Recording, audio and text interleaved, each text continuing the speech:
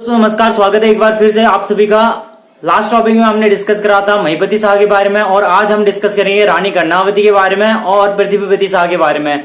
रानी कर्णावती की अगर मैं बात करूं तो जो रानी कर्णावती है वो महीपति शाह की पत्नी और पृथ्वीपति शाह की माता का नाम होता है। जब तक पृथ्वीपति शाह की उम्र कम होती है यानी कि 7 साल की उम्र में वो गद्दी पर बैठते हैं, तब तक जो है रानी कर्णावती उनकी समीक्षिका बनके राज्य का भार या राज्य को संभालती हैं। और उसके बाद इनका जो कार्यकाल रहता है पृथ्वीपति शाह का 1635 से लेकर 1664 तक का रहता है। 1635 से 1600 किसी किताब में 1642 तक, किसी किताब में 1640 तक ऐसा माना जाता है कि रानी कर्णावती ने राज्य का कार्यभार संभाला था। उसके बाद पृथ्वीपति शाह ने राज्य का कार्यभार संभाला था। तो हम देखते हैं, कंटिन्यू करते हैं पृथ्वीपति शाह और रानी कर्णावती को। उसके बाद तो हम कंटिन्यू करते हैं रानी कर्णावती और पृथ्वीपति शाह को, जानते हैं उनके बारे में कि उनके राज्य में क्या क्या काम हुए थे। और लास्ट टॉपिक में हमने ये भी डिस्कस किया था कि रानी कर्णावती यानी कि महीपति शाह के टाइम पर और पृथ्वीपति शाह रानी कर्णावती के टाइम पर जो मुगल जो राजा थे वो शाहजहां थे। अब हम आगे कंटिन्यू करते हैं उसी को और देखते हैं कि कौन। रानी कर्णावती के नाम से इतिहास में 2 रानियों का उल्लेख है। रानी कर्णावती, एक रानी जो है वो थी चित्तौड़ के राजा राणा संग्राम की पत्नी थी, जिन्होंने हुमायूं को राखी भेजी थी अपने राज्य को बचाने के लिए। सुल्तान बहादुर शाह से अपने राज्य को बचाने के लिए हुमायूं को राखी भेजी थी। और एक रानी कर्णावती जिसको नागकटी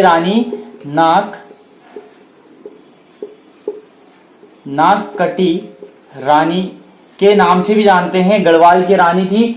ये रानी कर्णावती 2 हैं। एक रानी कर्णावती जो कि जिन्होंने हुमायूं को राखी भेजी थी, सुल्तान बहादुर शाह यानी कि गुजरात के राजा थे। इन्होंने अपने राज्य को बचाने के लिए इनसे सुल्तान बहादुर शाह से अपने राज्य को बचाने के लिए हुमायूं को राखी भेजी थी। और एक रानी कर्णावती नागकटी रानी के नाम से जाना जाता है, जिनको गढ़वाल की रानी कहा जाता है। हम इस नागकटी रानी यानी कि गढ़वाल की रानी के बारे में बात करेंगे, जो कि ये जो है पृथ्वीपति शाह की संरक्षिका होती हैं। हमने लास्ट टॉपिक में देखा था कि जो पृथ्वीपति शाह हैं उनकी समीक्षा ये है और तकरीबन 1600 पृथ्वीपति शाह गद्दी पर बैठते 7 साल की उम्र में। 1635 से लेके 1664 तक का कार्यकाल रहता है पृथ्वीपति शाह का। लेकिन क्या होता है, ये काफी छोटे होते हैं, इसी वजह से इनकी जो संरक्षिका यानी कि इनकी माता जो होती है, उनका रानी कर्णावती जो है 1600 ऐसा उल्लेख है कि 1640 से कहीं कहीं पर 1642 भी है। 1640 या 1642 तक रानी कर्णावती मतलब राज्य को देखती हैं इनकी संरक्षिका बनके। बाद में ये बड़े हो जाते हैं, राज्य को संभालने लायक हो जाते हैं, तो ये खुद 1642 में गद्दी पर बैठ जाते हैं। रानी कर्णावती के टाइम पर क्या था, मुगल राजा होते हैं वो होते हैं शाहजहां। ठीक है, टाइम पर जब महीपति शाह जब राजा होते हैं तो महीपति 14 फरवरी 1628 को शाहजहां का राज्याभिषेक होता है। लेकिन उस टाइम महीपति शाह इनके राज्याभिषेक में नहीं जाते हैं।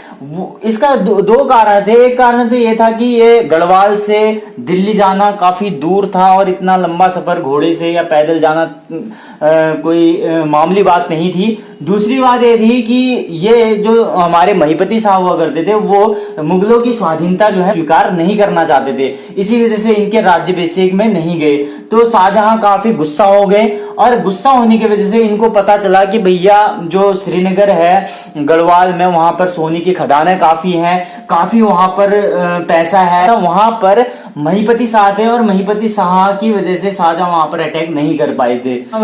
तुलना जो है कौन सी रानी से की गई है, तो रानी कर्णावती की जो तुलना की गई है वो गई है रानी दुर्गावती से।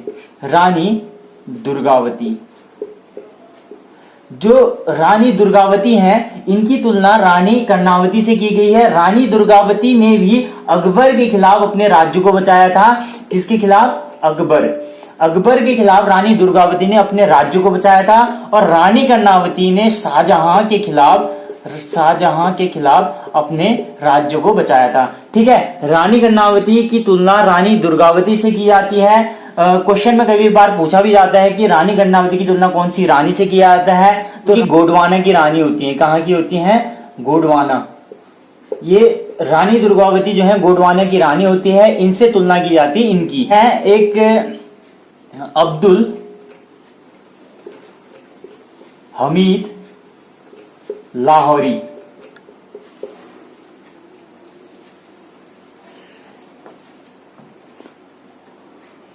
अब्दुल हमीद लाहौरी जो है इनकी एक है पादशाहनामा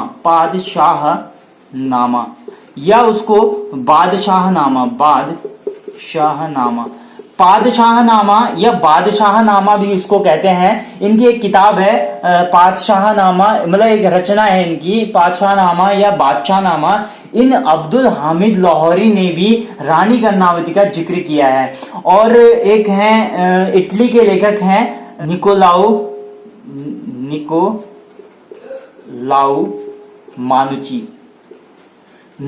मानुची जो है इटली के लेखक हैं। इन्होंने भी रानी कर्णावती का उल्लेख किया है। और साथ ही औरंगजेब के जो दरबारी हैं उन्होंने भी रानी कर्णावती के बारे में काफी कुछ बताया हुआ है। महिपति शाह जो है शाहजहां का विरोध करते हैं, तो महिपति शाहजहां उस टाइम तो कुछ करते नहीं है। जब महिपति शाह की मृत्यु हो जाती है तो पृथ्वीपति शाह के टाइम पे, यानी कि जब रानी कर्णावती संरक्षिका बनती है उनकी, तो उस टाइम पे क्योंकि ये तो काफी छोटे होते हैं, तो महिपति शाह क्या है गढ़वाल पे अटैक करने की सोचते हैं, आक्रमण करने की सोचते हैं। तो 40,000 पैदल सैनिक को भेजते हैं वो। और साथ में उनका एक सेनापति होता है शाहजहां का जो सेनापति होता है उसका नाम होता है नवाजत खान